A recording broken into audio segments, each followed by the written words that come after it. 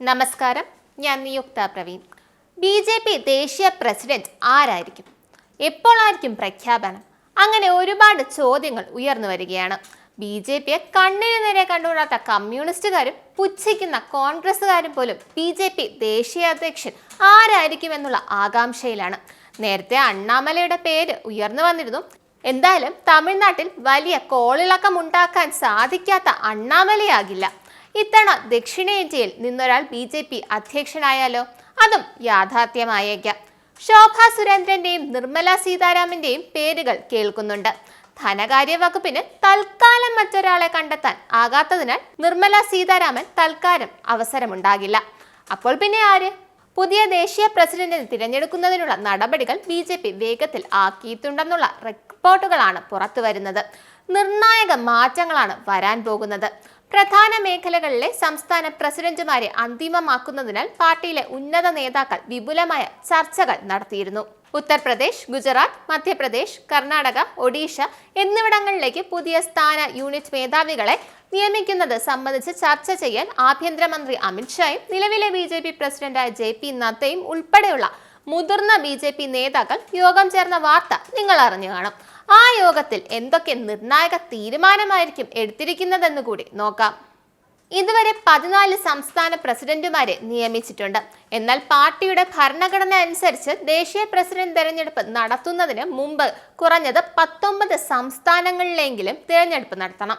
നാമനിർദ്ദേശം വഴി മാത്രം ദേശീയ പ്രസിഡന്റിനെ നിയമിക്കാൻ പാർട്ടി നിയമങ്ങൾ അനുവദിക്കാത്തതിനാൽ ഈ തെരഞ്ഞെടുപ്പുകൾ അത്യാവശ്യമാണ്. അതുകൊണ്ടാണ് നിങ്ങൾ കാത്തിരിക്കുന്ന BJP ദേശീയ പ്രസിഡന്റ് പ്രഖ്യാപനം വൈകുന്നത്. ശേഷിക്കുന്ന പ്രധാന സംസ്ഥാനങ്ങളുടെ പേരുകൾ ഉടൻ അന്തിമമാക്കുമെന്നുള്ള വിവരങ്ങളാണ് പുറത്തു വരുന്നത്. ഈ പ്രക്രിയ പൂർത്തിയാക്കി കഴിഞ്ഞാൽ അടുത്ത ദേശീയ പ്രസിഡന്റിനെ തിരഞ്ഞെടുക്കുന്നതിനുള്ള ഷെഡ്യൂൾ ഔദ്യോഗികമായി പ്രഖ്യാപിക്കാൻ BJPയുടെ ദേശീയ തിരഞ്ഞെടുപ്പ് ഓഫീസർ ഒരു പത്രസമ്മേളനം നടത്തുമെന്ന് പ്രതീക്ഷിക്കുന്നു. പാർട്ടിക്കുള്ളിലെ വൃത്തങ്ങൾ തന്നെയാണ് ഇക്കാര്യം പറഞ്ഞത്. ഈ മാസം അവസാനമോ അടുത്ത മാസം ആദ്യമോ തിരഞ്ഞെടുപ്പ് നടന്നേക്കാം. പ്രധാനമന്ത്രിയുടെ ജമ്മു സന്ദർശന പരിപാടിയിൽ മാറ്റങ്ങളൊന്നും വരുത്തിയിട്ടില്ലാത്ത സാഹചര്യത്തിലാണ് ആഭ്യന്തര സംഭവ വികാസങ്ങൾ.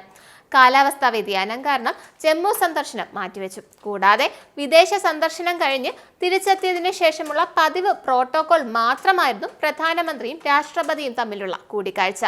ഈ ആഴ്ച നടന്ന കേന്ദ്ര മന്ത്രിസഭാ യോഗം മുൻകൂട്ടി നിശ്ചയിച്ചിരുന്നതല്ലെന്ന് പാർട്ടി വൃത്തങ്ങൾ ചൂണ്ടിക്കാട്ടി.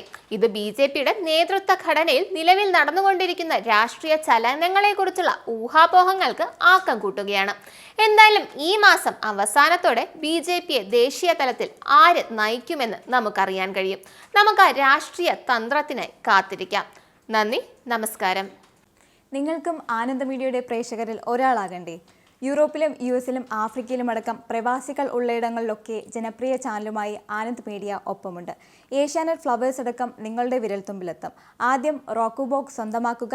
അതിൽ നിന്നും ആനന്ദ് മീഡിയ ആപ്ലിക്കേഷൻ ഡൗൺലോഡ് ചെയ്യുക, ഇൻസ്റ്റാൾ ചെയ്യുക. എന്നിട്ട് 02085866511 എന്ന നമ്പറിൽ ഞങ്ങളുടെ കസ്റ്റമർ കെയറിൽ ബന്ധപ്പെടുക.